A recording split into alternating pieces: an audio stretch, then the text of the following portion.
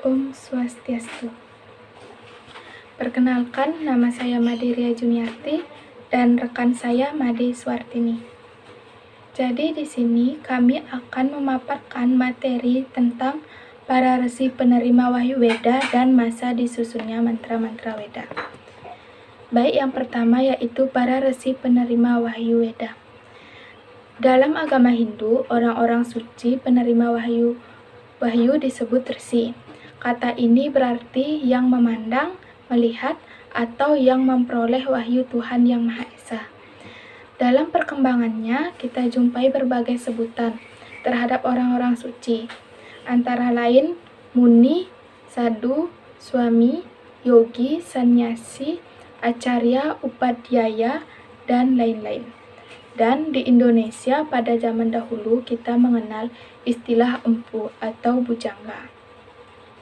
Kini para pandita dari golongan Waisnawa di Bali disebut pula dengan resi. Untuk membedakan resi penerima wahyu Weda dengan resi para pandita dewasa ini, maka yang pertama disebut maharesi.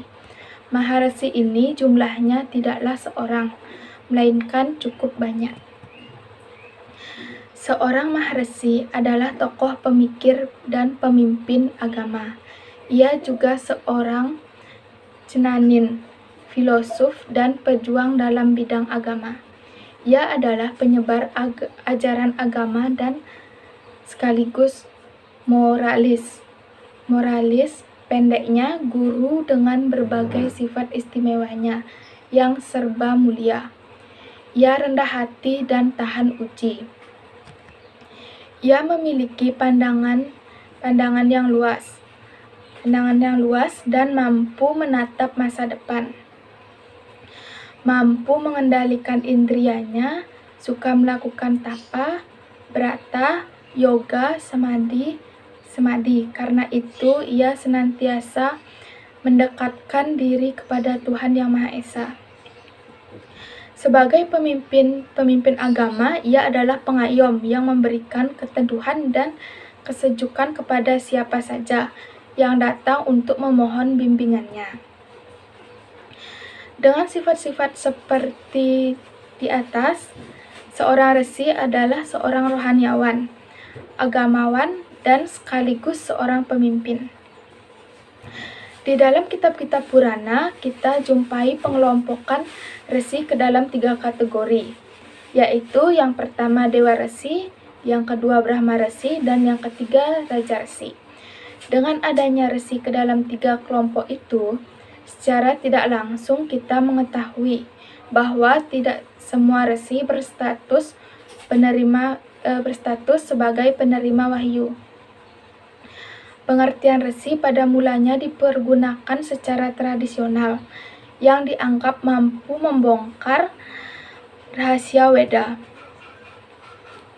Di samping pengelompokan ke dalam 3 kategori di atas, kitab Matsya Purana dan Brahmanda Purana menyebutkan 5 kelompok resi, yaitu yang pertama Brahma Resi, yang kedua Satya Resi, yang ketiga Dewa Resi, yang keempat Sruta Resi, dan yang kelima yaitu Raja Resi. Pengelompokan ini merupakan penyempurnaan dari pengelompokan sebelumnya dengan menambahkan 2 kelompok baru, yaitu Satya Resi dan Sruta Resi. Selanjutnya, seorang resi sebagai Brahmana, sebagai guru, dan sebagai batara, atau yang memberikan pelindungan. Karena memiliki kemampuan untuk mengajarkan dalam rangka penyebarluasan ajaran Weda dan Dharma, maka secara fungsional ia adalah seorang guru. Di dalam Manawa Dharma Sastra disebutkan adanya beberapa jenis guru. Demikian pula halnya dengan Brahmana. Seorang guru disebut acarya bila ia telah menguasai seluruh isi Weda, termasuk Itihasa, Purana, Wedanga, dan kitab-kitab susastra Hindu yang lain. Selanjutnya, seorang resi sebagai batara atau pelindung, sekaligus seorang pemimpin, baik dalam bidang kerohanian, politik, dan pemerintahan, dan bahkan menjadi panglima perang. Sebagai contoh adalah Resi Bisma, Drona, dan sebagainya. Di Bali pada masa pemerintah Dharma Udayana Warmadewa juga ada seorang resi atau empu, yakni Empu Rajakarta menjabat Senapati Kuturan, dan kemudian nama ini populer menjadi Empu Kuturan dan merintis Kahyangan 3 dengan desa Pakraman di daerah ini. Keterangan lain yang menyebutkan kelompok atau saptarsi penerima wahyu Tuhan Yang Maha Esa yang terhimpun dalam Weda. Menurut kitab-kitab Purana maupun Manawadharma Sastra, nama-nama saptarsi kita kaitkan dengan jangka waktu tertentu.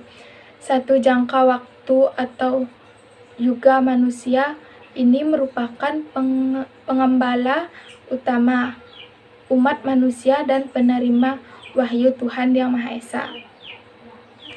Adapun saptarsi dan keluarga atau gotra dan sapta atau maharesi yang paling banyak disebut-sebut adalah Kirsamada, Visvamitra, Wamadewa, Atri, Bharatsvaja, Wasista, dan Kanva.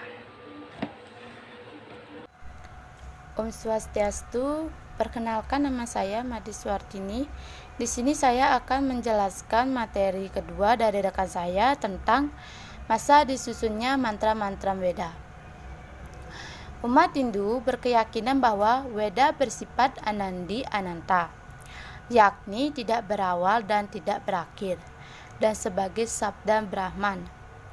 Sebagai sabda yang merupakan olah dari napasnya, maka wajarlah bahwa Weda memang telah ada sejak Brahman atau Tuhan Yang Maha Esa ada. Pada mulanya para maharesi menerima wahyu itu lama kemudian ketika tulisan ditemukan, barulah dituliskan kembali mantra-mantra Weda itu.